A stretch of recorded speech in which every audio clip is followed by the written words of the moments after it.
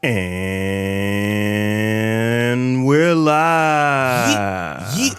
Yeah. What's good, people? It's your boy, Malibu Icarus Gray. And it's your homeboy, Wordplay TJ. Real men wear pink. And this is the No Rhyme or Reason podcast, where we talk about everything. Everything for no reason at all.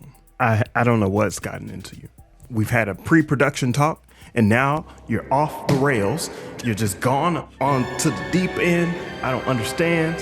What are we doing today? It's great, man. We are reviewing. This is a No Rhyme War review of Nicki Minaj's Pink Friday 2. We're going to do our normal thing where we talk about the themes, the production, the favorite songs, and the overall rating, and let you in the comment section share how you feel about Nicki Minaj's Pink Friday. Let's dive right into the songs. It's 22 of them. The themes. Oh, the themes. The themes. The themes. The themes. I think that Nicki wants to reclaim her throne, a throne that I don't think she's been taken off of. There are a lot of female artists who have a large impact, but they do not have the Barb effect or the Nicki effect. So I think that's like all throughout in terms of the shots she sends, etc. She is kind of reclaiming a little too hard, from my opinion. Mm-hmm. She doesn't have to, because she already has a rabid fan base. It's the Barbs. They're always going to be the Barbs. They're never not going to be. And when you have a fan base that's willing to like attack other people online or defend you for, good or bad, you're in a situation where you can make whatever you want and just do whatever you need. You don't have to reclaim what's yours already. And so that's where I'm feeling like this album kind of misses the point of having that fan base. Do you think artists need to have like thematic sequenced albums? Because it doesn't feel like there was a train of thought in terms of like how you want to structure the songs. I don't think people need it. Mm-hmm. I just believe that an album is a body of work, and an album still holds a lot of special meaning to people. The Killer Mike album is best example of that this year, and hands down, he handles an album as an album or a collection of work. If you go away for a while and then you come back and you say, I got an album, it should be an album, not necessarily a playlist. A playlist has its separate function, an album has its own function. And so when you build that album, don't build a playlist, in my opinion. I also don't know how I feel about doing like a sequel to an album if it's not gonna be like the peak of the peak. I wouldn't do like a sequel for a re-entry. Is this a re-entry to you? Well, yeah, because of how she's saying it. If you're coming back to reclaim, that's not a 2. Like a sequel means I'm continuing something. Right. Like if you're so focused about like telling people who you are, like we don't know who you are and what the game is, mm-hmm. Like stand on you. Like she does that with the pop singles and some of the other songs with like Drake and so on and so forth with the theming. But I think that this should have like tore the roof off of everything because she has that capacity. I think we should do something different for songs. Because we have so many notes about all of the different songs, It shouldn't be about our favorite songs, but maybe it should be about what songs stood out, what songs didn't hit the right way. Okay. So first off the bat, the start of this album, shout out to Phineas. Did you have a revelation today? I did. Because I knew that her brother did a lot of her production and work with her. You mean Billie Eilish? Billie Eilish. Billie Eilish. her brother Phineas and her producer partner, right? They work together on a lot of things.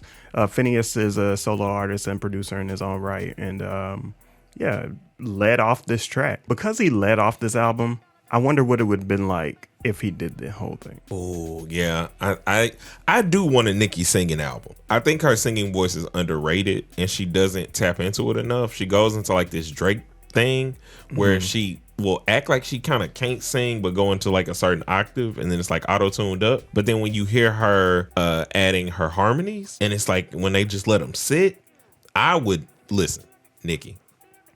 I'm here for a singing album, please. For standouts, another one that stood out to me is Let Me Calm Down, J. Cole. Yeah. The sample is great. Nicki is doing fan service by pulling out Singing Nicki. So what you mentioning, even though I didn't stick to her lyrics, the lyrics overall for her and J. Cole didn't really resonate as they would have for any other song with that combination. So I think it wasn't the best choice for this pairing.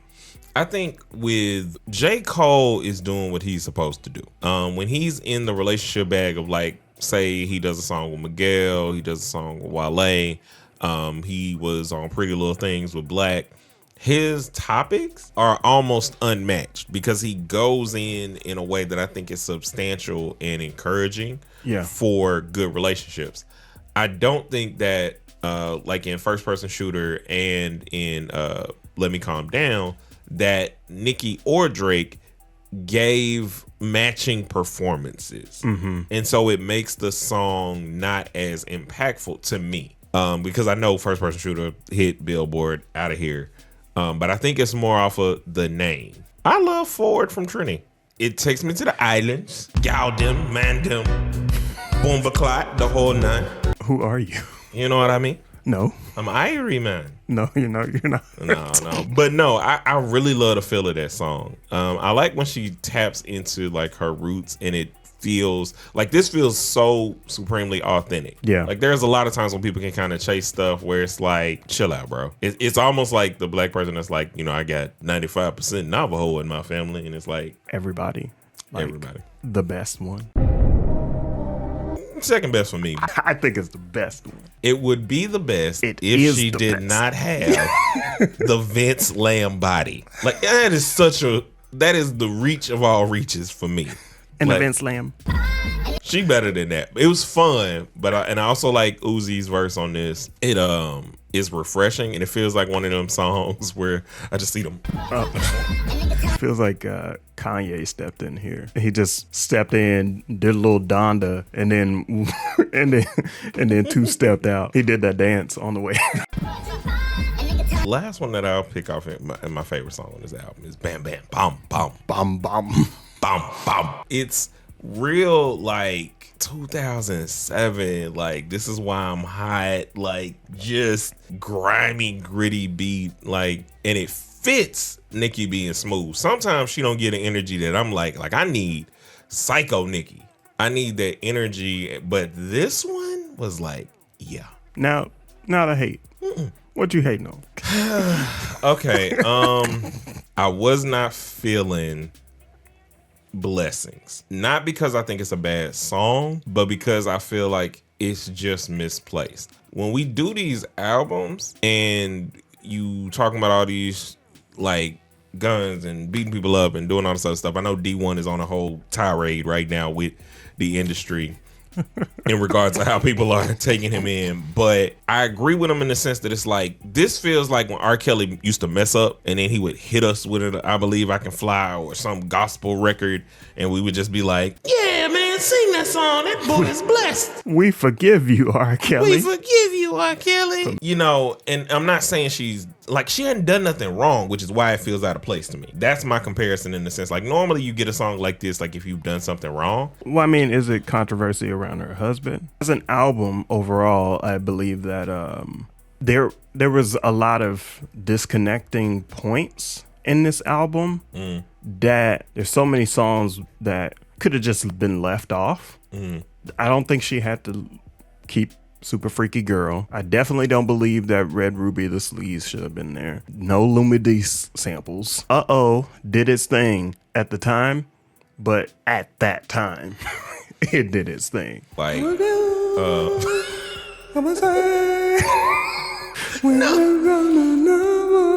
I think she could have spent more time in her Pink Friday girls bag. Like getting that, like it's so on brand, that Cyndi Lauper sample.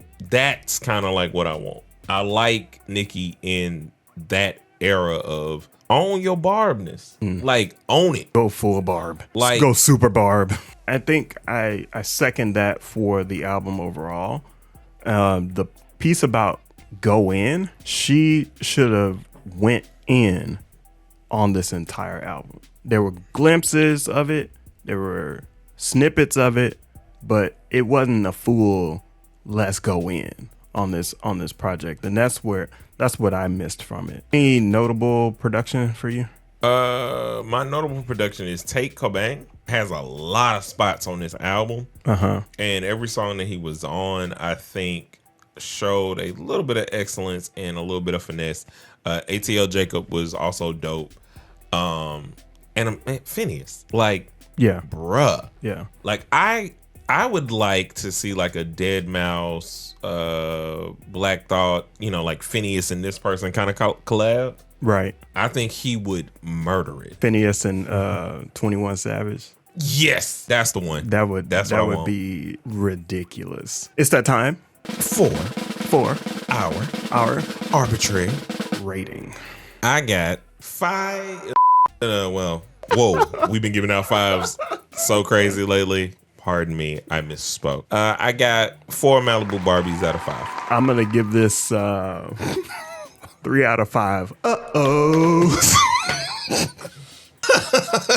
Lumen, shout out Lumen D. How are all of you feeling about this album? Please be sure to let us know down in the comments. Barbs, be gentle. We love the album, or like the album, or like Nicki, and like you. So, don't come for us. We like the album. But anyway. I'm not afraid of the smoke. I eat smoke for breakfast. Never mind. Anyway, we appreciate each and every one of you who listens. We appreciate each and every one of you who listens every week. This has been the No Rhyme or Reason podcast with your boy Icarus Gray. And it's your homeboy Wordplay TJ. A 1 and a 2 and peace.